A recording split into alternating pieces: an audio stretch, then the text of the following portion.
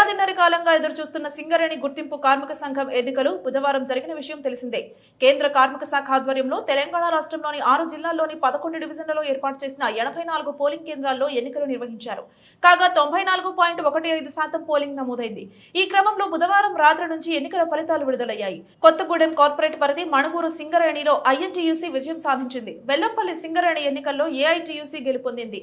INTUC పై 122 ఓట్ల తేడాతో AITUC విజయం సాధించింది. ఇల్లెందు డివిజన్ లో కాంగ్రెస్ అనుబంధ సంఘం ఐఎన్టీయూసీ విజయం నమోదు చేసింది. ఇక్కడ సిపిఐ అనుబంధ సంఘం ఏఐటీయూసీ పై 46 ఓట్ల తేడాతో ఐఎన్టీయూసీ విజయం సాధించింది.